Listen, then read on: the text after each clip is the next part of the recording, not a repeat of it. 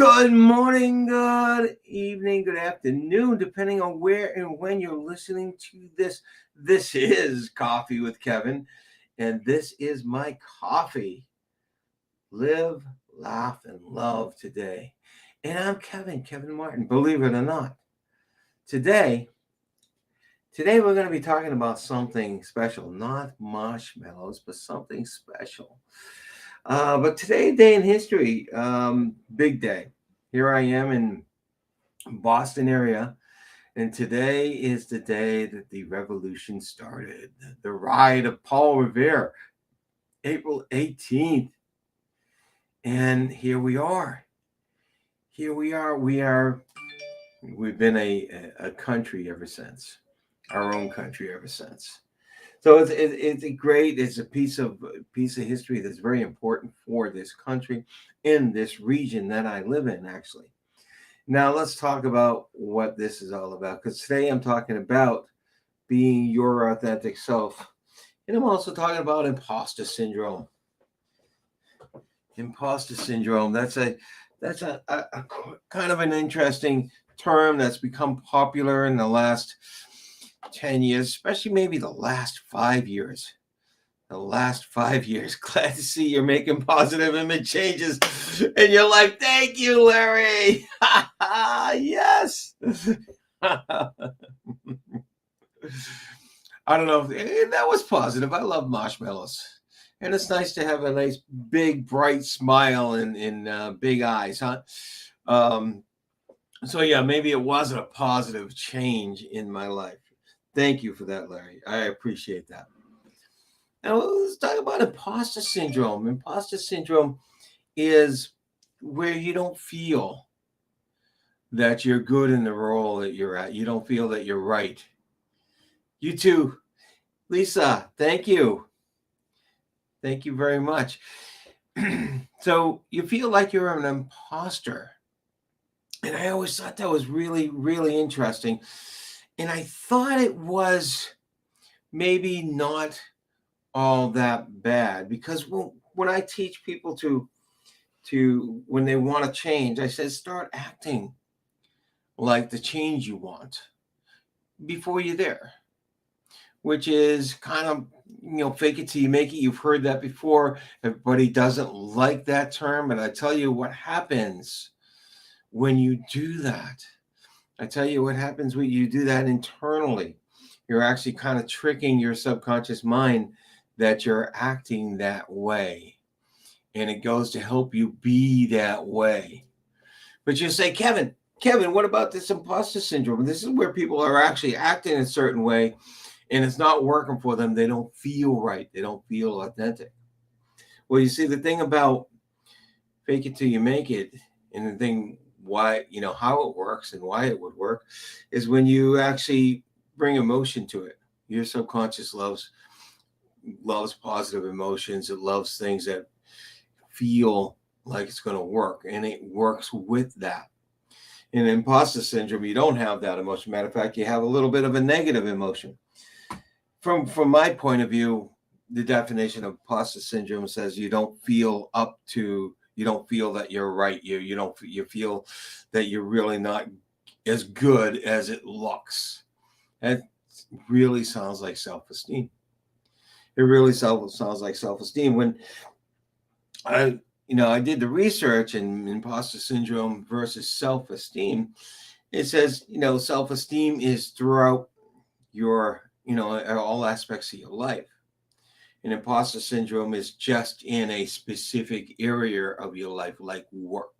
Because I think that's where it really got popular, is we're all doing something in our job and we tend to feel like we're not the person that people think we are. We're not as good as people think we are. We're not up to it to do what we're supposed to be doing. That sounds like self-esteem to me. A low self-esteem doesn't come out and look the same in all areas of your life. One of the things that I learned a long time ago about low self-esteem is people who usually brag, people with a big ego, and usually brag about how good they are, have low self-esteem. it blew me away. It blew me away. I have a close relative who is like that, and he talked about how good he was about, in all these things, how magnificent he's done this and this and this. And then he'd whisper, he said, do you think that when he's talking about something he just did, he said, do you think that's right? Did I do it right? Did I do that? So I got to hear both sides.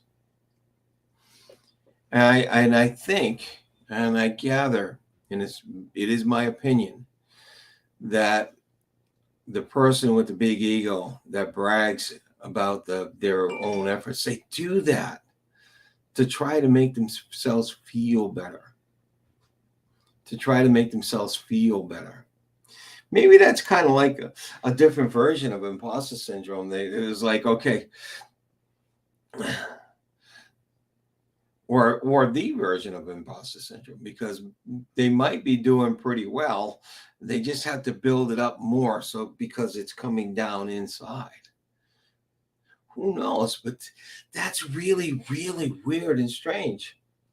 I think, though, I really do think anyone who's feeling imposter syndrome, there's a little bit of self-worth, self-esteem issue there, even if it's just in one area of your life. Unless circumstances dictate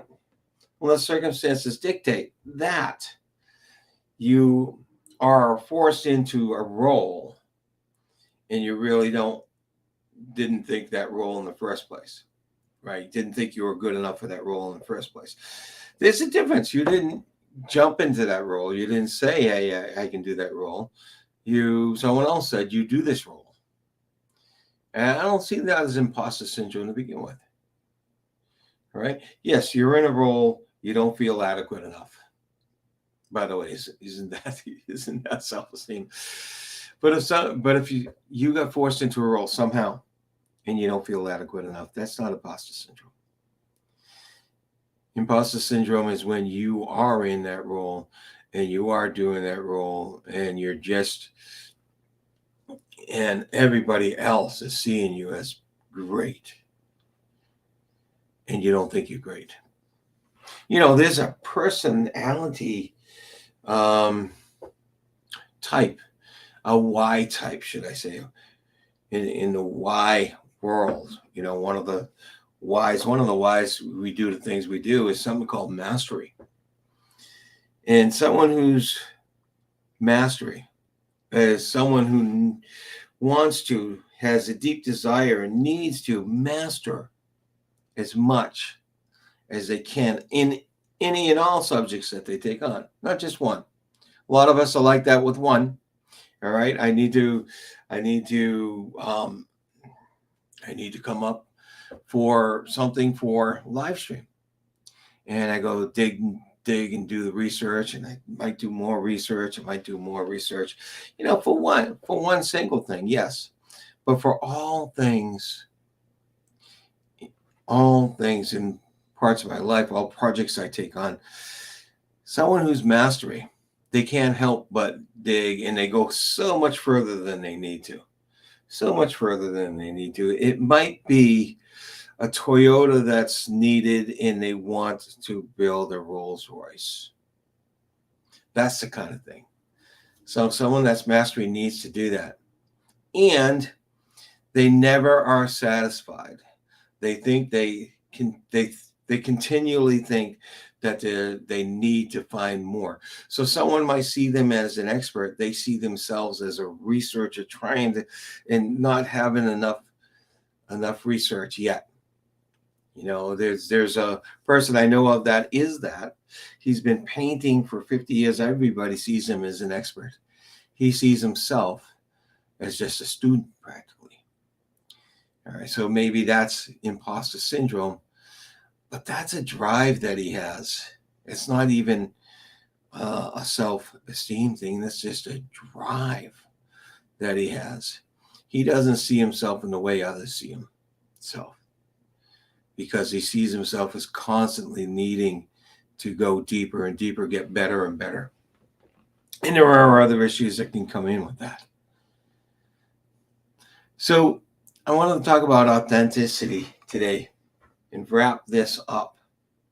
Being your authentic self. When you're your authentic self, there is no, there is no imposter syndrome. And if your authentic self has humility and you say, everybody says, wow, you're really good at this. And you say, yeah, that's maybe not as good as you think. And you come from humility, not from shame, not from feeling you're an imposter, but humility. That's okay too. That's okay too. You can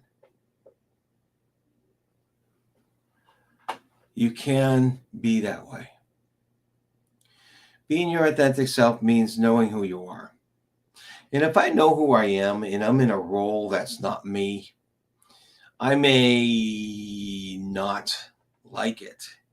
And if I realize I don't like it, if I realize this role isn't who I am and I'm my authentic self, I'm going to do something about it. I'm going to leave it and find the role that allows me to be who I am. That's what it means by being authentic. Now, how do you find who you are? Well, one of the ways I found out to find who I am is the why. Is the why test. It's a great test. It allows you to figure out who you are. Now, are there great surprises? Not always, but it's a confirmation and an affirmation, and a learning more at an in-depth thing about who you are. Yeah, I found out that I love to challenge the status quo. I'm a challenge. I love to challenge the status quo. Now, when I thought about it, it made all the sense in the world because I've been that way all my life. I've been that way all my life. I've been that way when I rebelled against the dress code on my first day of high school, freshman going into a Catholic high school, and I'm wearing an army shirt that buttoned up all the way to the top, and I could wear a tie with it, but it was an army shirt with all the army stuff all over it. I learned that when I was having fun with a good friend of mine who had a flood in her house. I wanted to cheer her up, so I raised my pant legs up to my calves like you're walking through a flood. And I walked around work that day all day long. Work that has several hundred people in the building. I didn't mind being different. I loved being different. So when I learned my why, it was nice to connect the dots and be, and see that, but it didn't surprise me that much because I've always been that way.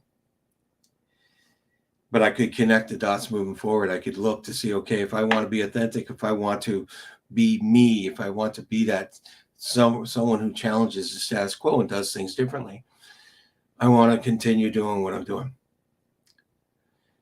So it feels good. It feels authentic. I don't feel like I'm lying. I don't feel like I'm hiding. I feel like I'm me. And that's what you all need to do, is be authentic. Be the person you need to be. Be the person you want to be. Okay, that's it. Today, in the start of the Revolutionary War, the war that gave us independence a few hundred years ago, here we are. Another thing to work on, besides being authentic, is to learn to live, laugh, and love.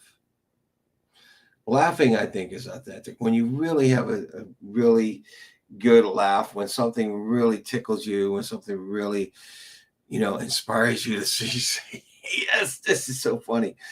It's so authentic, and you feel so good. A good laugh is almost like a good cry, but it's in a very, it's not, it is a release. A cry is a release, and a laugh is a release. It's like, let's get the good stuff from inside and bring it all the way out. So live, laugh, and love. Learn to authentically live, laugh, and love.